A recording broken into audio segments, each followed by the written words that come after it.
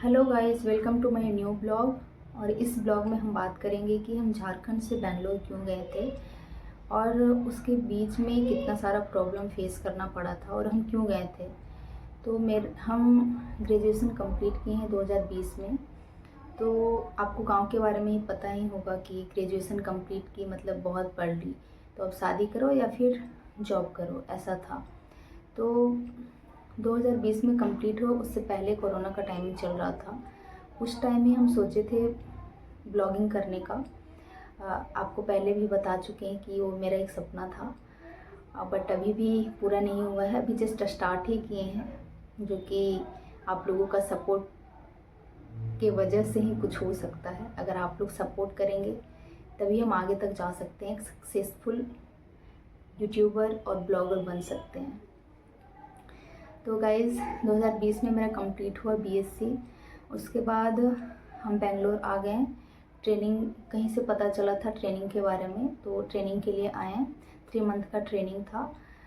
तो ऐसा सुने थे कि बेंगलोर जाने से पहले इंग्लिश आना बहुत ज़रूरी है, और उस टाइम हमको एक ज़रा सा भी नहीं आता था, मतलब कुछ भी नहीं आता था इंग्लिश बोलने के लिए।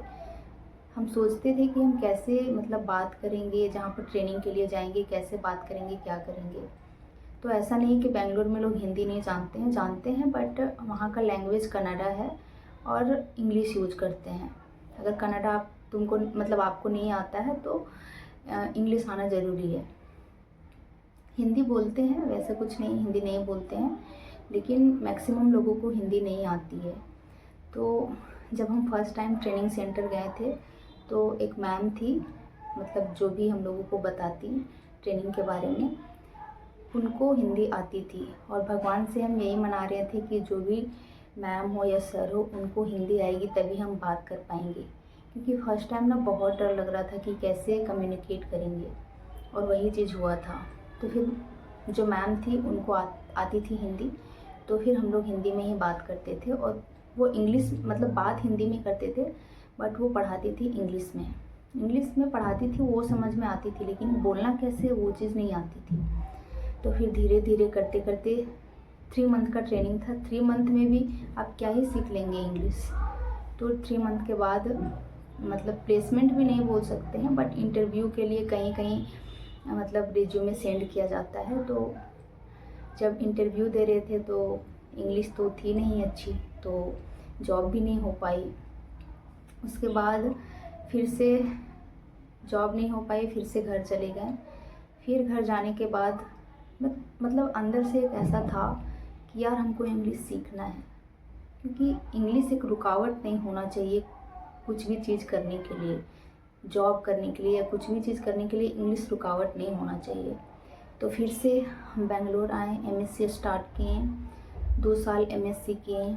तो कॉलेज के टाइम में मतलब कॉलेज में भी लोग हिंदी बोलते थे, बट सर लोग बोलते थे कि तुम लोग इंग्लिश में कम्युनिकेट करो। तो मैक्सिमम इंग्लिश में ही कम्युनिकेशन होता था। तो वहाँ पर बोल सकते हैं कि 30-40% सीखे।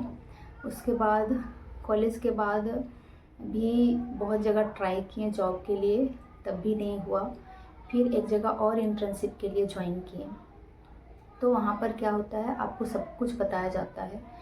ट्रेनिंग वहाँ पर ऐसा लिया जाता है कि आपको इंग्लिश और जो भी जिसके लिए आप ट्रेनिंग कर रहे हैं, तो वहाँ पर सब कुछ सिखाया जाता है। तो आपको अगर इंग्लिश आ रही है तभी वहाँ पर ट्रेनिंग के लिए लेंगे, अगर नहीं आ रही है तो आपको रिजेक्ट कर दिया जाएगा।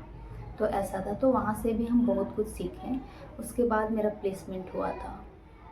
तो गाइज़ अभी ये चैनल हम खोले हैं, उसको प्लीज़ सपोर्ट कीजिए, प्लीज़ हमको सपोर्ट कीजिए। हमको आप लोगों का सपोर्ट का ज़रूरत है अभी। और हम जॉब वगैरह नहीं करना चाहते हैं गाइज, अगर सीरियसली बोले तो हम एक ब्लॉगर बनना चाहते हैं, यूट्यूबर बनना चाहते हैं। उसके लिए हमको आप लोगों का साथ चाहिए, क्योंकि गाइज जॉब में बहुत स्ट्रेस होता है, और स्ट्रेस की वजह से कितना सारा डिजीज़ होता है। मेरे स्ट्रेस की वजह से मेरे फैमिली वालों को स्ट्रेस होगा। तो ये सब हम नहीं चाहते हैं गाइस। हमको ब्लॉगर बनना है, यूट्यूबर बनना है, उसके लिए हमको आप लोगों का साथ चाहिए। Please support me guys. So आज के लिए इतना ही, फिर मिलते हैं नेक्स्ट ब्लॉग में। तब तक के लिए बाय बाय गाइस।